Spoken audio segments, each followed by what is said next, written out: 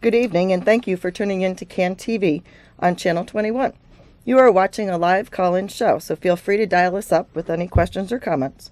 The number is at the bottom of your screen, 312-738-1060. My name is Alice Merrifield. I'm the Chief Clinical Operations Officer for Beacon Therapeutic. Joining me this evening is Bill Hanigan. Beacon Therapeutic was founded in 1968 as a therapeutic day school, and since has added on many other services, including our homeless outreach services and outpatient services. And we've been empowering at-risk children and families by providing educational, mental health, and social services. I'm honored today to have Bill as a guest on our show. He is a teacher for the Autism Program in Beacon Therapeutic's Day School in Calumet Park.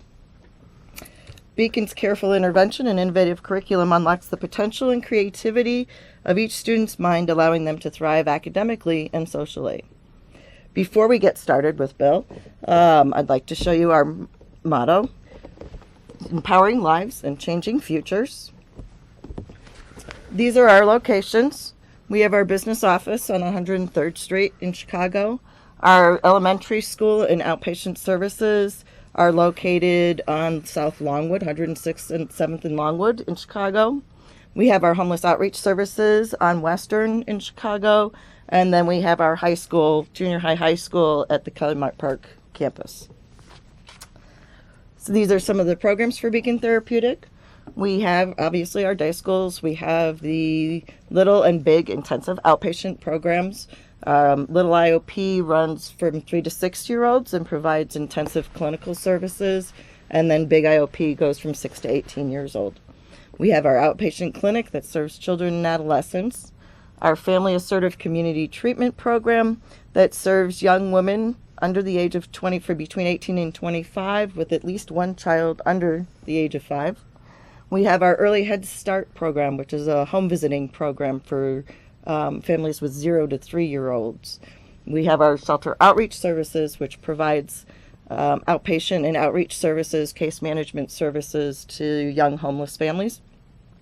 We have our CHIPRA program that helps people sign their children up for medical insurance. And then we have our autism initiative, which Bill is our teacher for. So, Bill, can you tell us a little bit about yourself? You're a teacher at Cal Park, and you run the autism classroom. Yes, so I'm a teacher for the high school kids. Right now we have 2 students there, but when we do go to work, we have a couple more students with the regular ed that come with us. I've been in autism for about 10 years. I have a master's from University of Illinois, and I really, really enjoy working for Beacon. Okay. How long have you been at Beacon? 2 years this month. And how did you hear about Beacon? Through a friend of mine who I used to work for the Chicago Public Schools, and a friend of mine told me about it. And I was interested in building a program, being a part of something from the ground up. Great. What else besides building a program made you want to become involved at Beacon? The community work, being able to get the older students into the community interests me. Having them, seen a lot of kids in the past struggle with being successful in the community as well as in the classroom. For many of the students, they need practice out in the community, doing things, work, getting bank accounts, just going to a restaurant. Sometimes, skills. Yes, is very difficult for our students. So being a part of that, and at Beacon, I'm allowed to work with students doing exactly that a lot, and so it's rewarding. Great. Can you tell me a little bit just about what's a typical day in your classroom, and maybe talk a little bit also about what are the special needs of the students that become referred to your classroom in the autism room, and sort of autism has a spectrum. Where on the spectrum would you describe your students? We get the whole range. We get it all, which is good. I don't think we classify them according to the spectrum. We just take the students that we get and we work with them. We assess them and we teach according to their needs. Our typical day is the kids come in and some have certain jobs and we try and get them around. I get them around 7:45, and then they do their jobs, and we set up for breakfast, and then at about 8:45 we're off to work. We work with Calumet Township Senior Center. Okay. And there's a wonderful man there, I got to drop his name, Brian Fitzgerald, who allows us to do many different jobs. Normally, I'd say 3 to 4 days a week, our kids are doing very routine jobs, washing windows, washing tables, vacuuming. And I'm going to put up a picture of former student, yes. Former student. And so some of these jobs they do every day, and there's something that we don't change those routines. What's nice about Brian and the Senior Center is they've really done well at throwing those curveballs in for the kids. So then I'm able to teach them real life skills in that they have to deal with change. And what I've found is most of the kids like those days more than they like the routine days. Which is interesting because typically exactly children and young adults and with autism don't enjoy respond to change very much at all. But because of the routine that's already set up, we do see them do some stuff. They're doing a lot of fun. We just removed the goalpost from a football field. They've had to mow lawns. They've had to. I mean, we really the range of things that we're allowed to do there is phenomenal, and the kids really enjoy it. Then they get a paycheck. With the paycheck, we deal with the bank then. So we go to a local bank and we do accounting. Their reward system is the money that they earn, they can get things that they want. I try to do age-appropriate gifts, and or sometimes, a lot of times it's food, so we'll go to a restaurant then. And then we're out in the community. Once we're done with that, we go back to the school. There's some jobs, and then we're trying to teach skills that they have difficulty with in the community. We're trying to teach them, so if they have math or reading skills that are not strong in the community, we'll use those skills, or we'll practice those skills in a smaller setting like a classroom. And then it's time to get home. Good. So is most of the classroom work related to life skills and things that they'll use afterwards, or is there sort of the more typical high school academic work as well? We do some of the regular curriculum, obviously. We do a lot of focus on the life skills. Each student is different. We base it on our assessment of each student. Because the spectrum is so broad, we want to focus on the special needs of the student. And then we attack those areas and try to build on the strengths and improve the weaknesses of each student. Aside from the sort of vocational work that you're doing, can you just talk a little bit about some other activities that you might do in the classroom?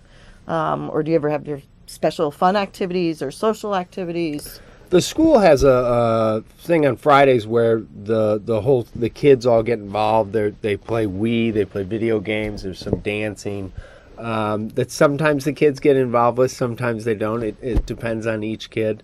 And then we have some programs where kids are in and out of our room, the regular ed, for social skills and stuff. And sometimes the kids like it, and sometimes the kids don't. We have a lot of that that we do work on. And what are the advantages of having those opportunities? Social skills. Just the more you want each student to have as many opportunities as you can, just like any other kid. And the more opportunities you give them, the more success you're going to have. The more chances you have to teach them to be successful. And for often with kids with special needs, it's all about opportunity. And we want to give as many opportunities for those kids as we can. And that's the goal. And do you think, along with that there's an advantage to having an autism program within a therapeutic school program as opposed to completely separate, just autism-only program? Yeah, you want them. You want the children to be involved with regular education peers. You're able to build the social skills, the friendships, the peer activities, all of those things. You want that combination. You want that, all I can think of is a cocktail of a curriculum together. And it's very beneficial for the kids. They learn just off being around other kids. They're able to act like other kids. They're able to see things that they want. I have one student right now who he only thinks things are cool unless another kid in the building thinks it's cool.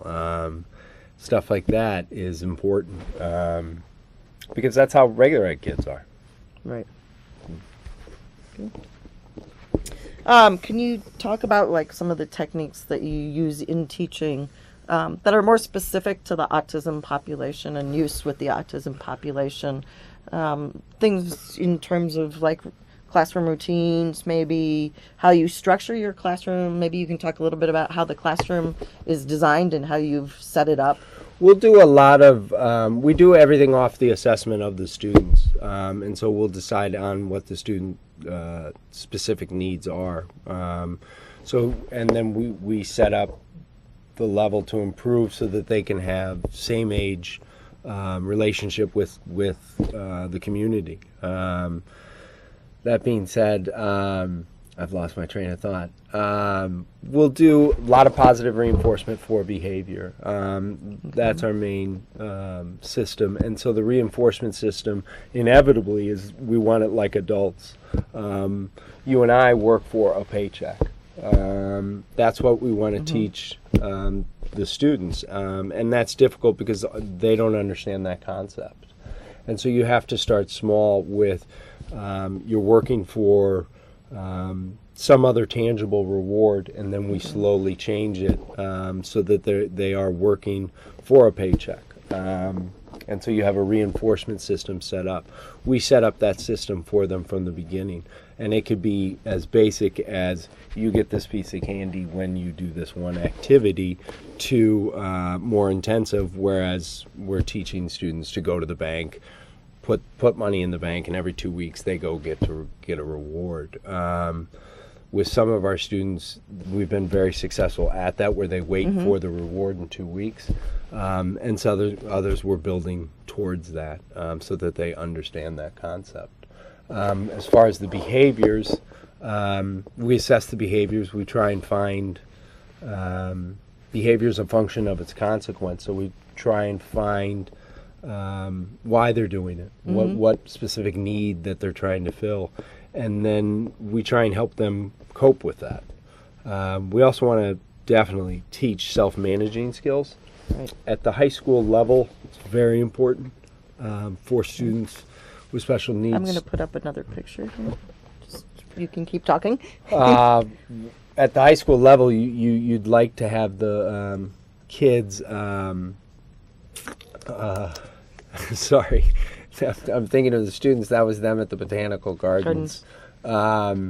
So that was one of the special activities that you've done with yes, and actually there's another teacher in the building who's phenomenal at getting, she finds, Miss Jeffers, she finds these trips consistently, and she invites us along. Can you tell us a little bit about where they are? They're at the Botanical Gardens. Oh, that's right still here, at the Botanical Gardens, okay. On the south side. And so they've been to museums, bowling. And this is obviously a mixture of the kids in the Autism Program and also the kids who are just in the Therapeutic Day School. Exactly. In the summer, they do once a week. They go to they'll do fun activities, bowling. They'll go to roller skating. They'll do, and that's every Friday. And sometimes you have kids that absolutely love that, and sometimes you have kids that don't. The goal is to get them out there, to get them to try and do these things as much as possible, even if they don't like it. They can try it and then stop. But I'd like to ask you some about what you do that's beyond this school day, because you provide support to the parents and the families as well as to the students during the regular school day. We have a pretty good relationship with the parents.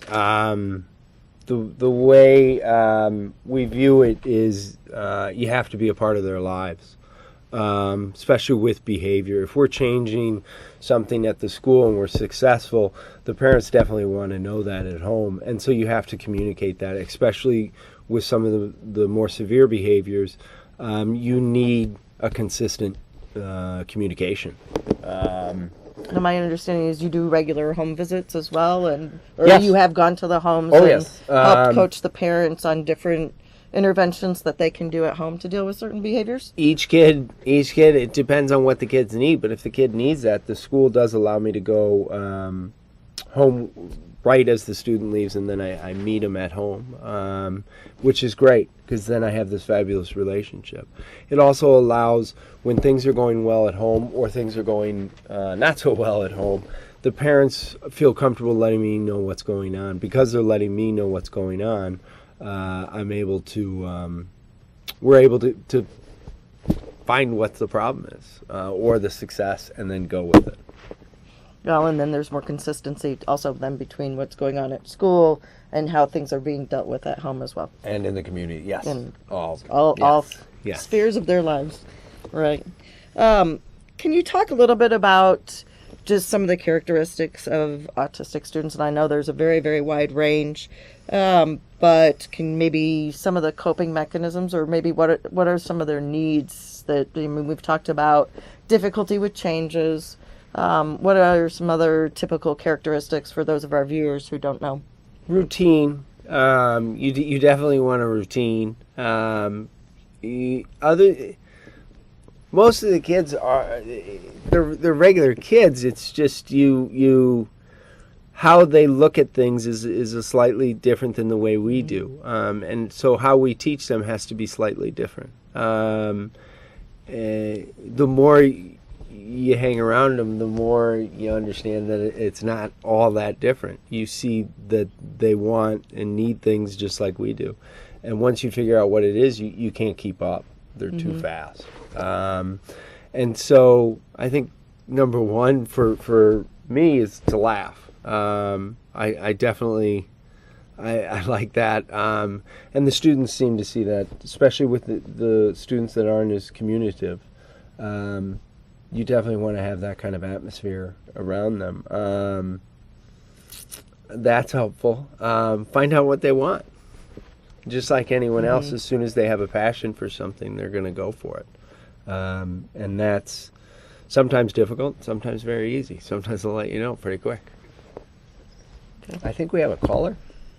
No. Oh, we don't. No. So the Centers for Disease Control is calling autism an urgent public health concern. Families who have been impacted say they've known for years that there is a need for more research and resources needed to help their children. What are your thoughts as the numbers of children who are diagnosed with autism is sort of growing exponentially? Opportunity. The more we can get for the students to have opportunity. I think education as a whole is about opportunity. And a lot of times we're afraid of some of these things, and these kids need the opportunity just like anyone else. The more research we have on what's happening with them, the more we're able to educate them, and the more we're able to educate them, the more we're able to give them opportunity. And that's what we want for all kids.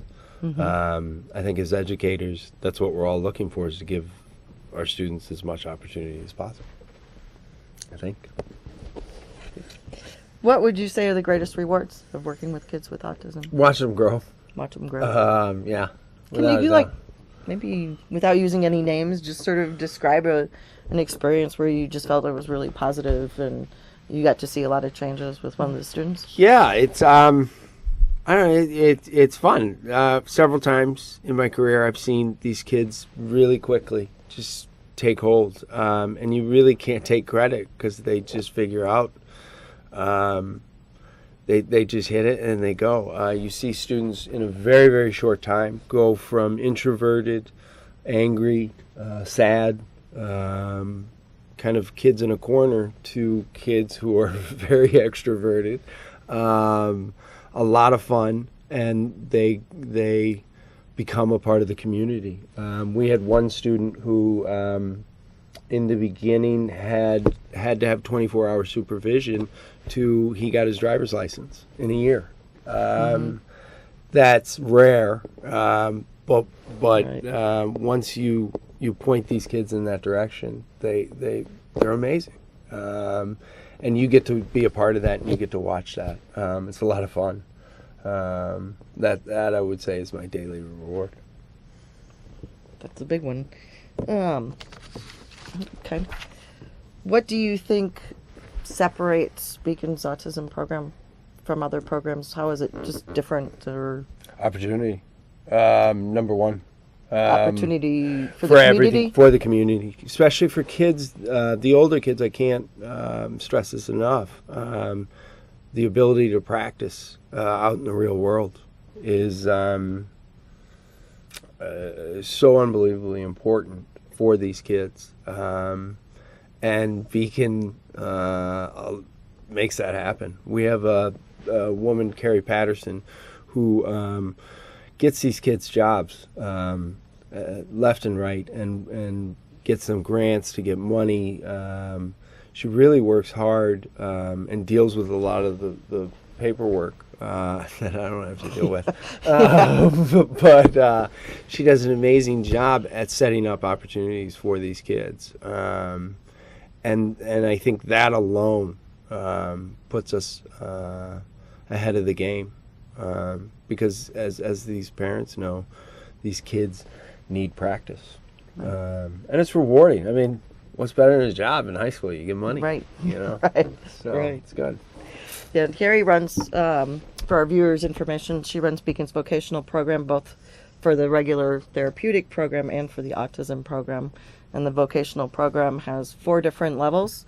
So there's sort of the beginning level, which is more of a stipend program where students just do some work in the building and they're not really leaving the premises and they have supervision all the time, to when they get a little bit more freedom within the building, to work a little bit less supervised, to then working supervised off site, which is what some of the students in the autism program are doing, to eventually independent work, or work where maybe a job coach just checks in with them once in a while. Carrie will go and call the work, or if there's a problem, she'll go over there. So, yeah. So it's been really nice to be able to combine that with the autism program. Yes. So, what else would you like to talk about in terms of what you're doing with the classroom, and has there been anything else that you feel has just been really effective in the classroom and that's made a difference, or with some of the students' lives besides just the community work and the vocational program? And The principal's been very supportive. I should probably say that. Dr. Gross has been amazing. And I think she's said no to me on my crazy ideas twice. But the rest of the time she's really on board with trying to give these kids an opportunity. And they were crazy ideas, so she said no. But the rest of the time she just keeps saying yes, and she really gets excited. That's helpful. The support at Beacon is amazing, and that makes the game a little different. It's really nice. Great. Well, one of the things I'd like to put up before we start to wrap up is information. Beacon's 19th annual holiday supper is this Friday, December 2nd, from 6:30 to 10:30 p.m. at the Longwood campus, which is 10650 South Longwood Drive. The information's posted here. There's dinner, open bar, carriage rides, silent auction, and music. If you are interested in tickets, you may contact Peggy Rourke at 773-298-1243, or her direct extension is 6441, or email her at prourke@beacontherapeutic.org. And that's this Friday. It is always a very, very nice event. People have a lot of fun, and hopefully it won't be too cold for the carriage rides this year. So as we wrap things up, do you have any final words for our viewers? Thanks for having me. It's been Well, fun. thanks for being on the show tonight. Next week we will have another show with the surprise guest. I guess it is this time. So we look forward to seeing you next week. Thank you very much.